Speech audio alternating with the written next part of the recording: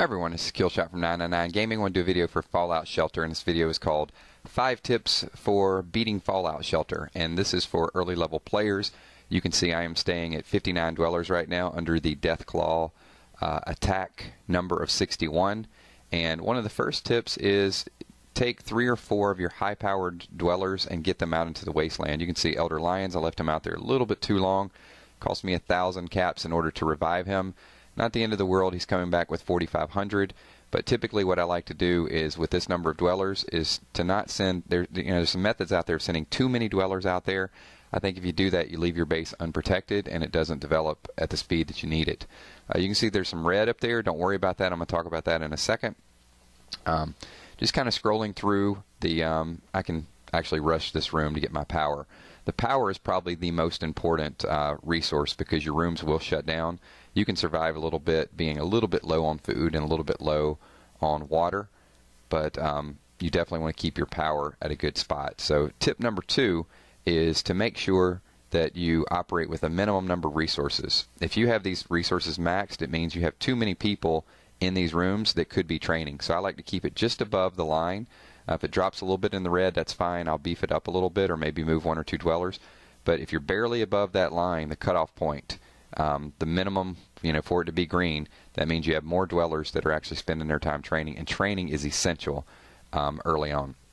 So the next tip that I would say, tip number 3 that we're going to move into is make sure you have a good person at the front door. I got Sandra Baker, high level, nice 21 weapon. When you get raided, they're coming right in the front door, so make sure that you don't lose people early on.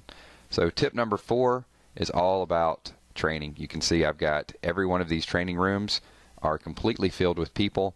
When you're about 45, 50 dwellers, you want to get just this whole core of max dwellers, because what's going to happen is once they get max stats, you can take 3 or 4 of these, put them out in the wasteland and get better gear, or you can operate your rooms with less people, and that is important.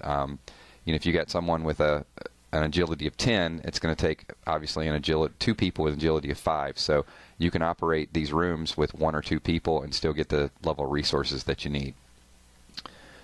So we're going to move around a couple of these. That's part of the training features. Make sure that you're always training. If one person is maxed in a stat, I have my rooms very close together, so it's just easy for me to pull them over to another room. Here's someone that is maxed with charisma, so we can just find a room up here that we can just pull them up and have them start working on their intellect. So pretty easy, no issues there. And the last tip that I'm going to give you, I know some of you guys in these freemium games do not like to spend money, but if you are going to spend money, buy cheap. And this weekend is just it's a great deal. So 75% off all of your lunch boxes, where these lunch boxes used to be 20 bucks, 30 bucks in some cases.